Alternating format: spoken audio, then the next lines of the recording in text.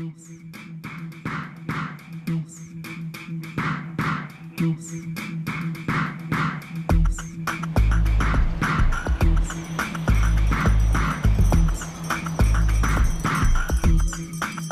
up in colonial Asia meant that we all looked to the West with a certain awe. Our first real contact with the West was the snowy Christmas cards we received from friends and relatives over there. And when I first got here in the 70s, it was all this and more.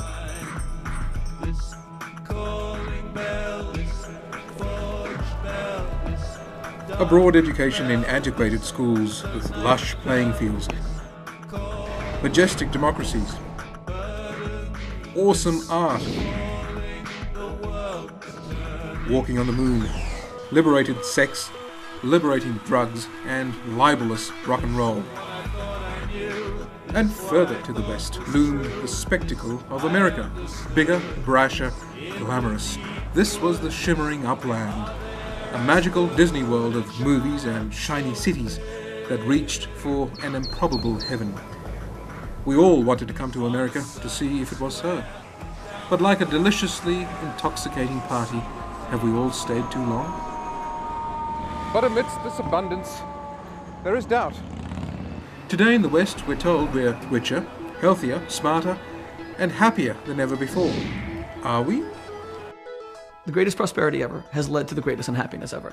Why are we all working longer and harder to earn more, to pay for more? Is it a gilded democracy?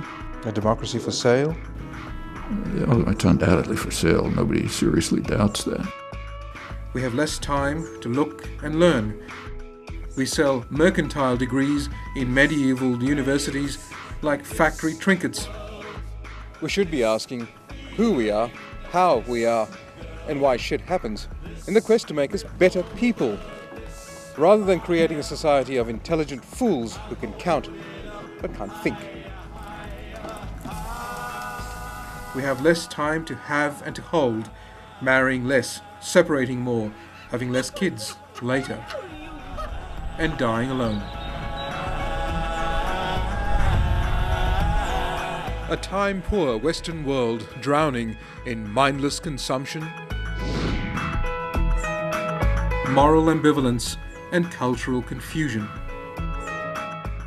If all civilizations rise and fall, did the West peak in the 60s? I think the West has peaked, yes.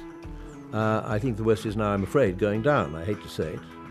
We now live in a permissive but increasingly shallow society, pursuing mammon and cut-glass heroes, sliding with our kids into a junk culture.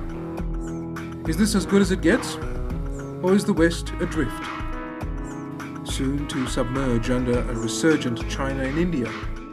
No history, no heroes, no God. Why must Christianity survive? Well, that's a good question. It may not.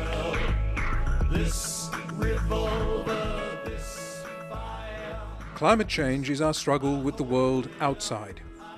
We've driven much of the things which are bad in the world. Global warming is essentially a Western phenomenon. This film is about our lives within, hypocritical, treadmill, and meaningless. What keeps a civilization alive is its ability to reform itself.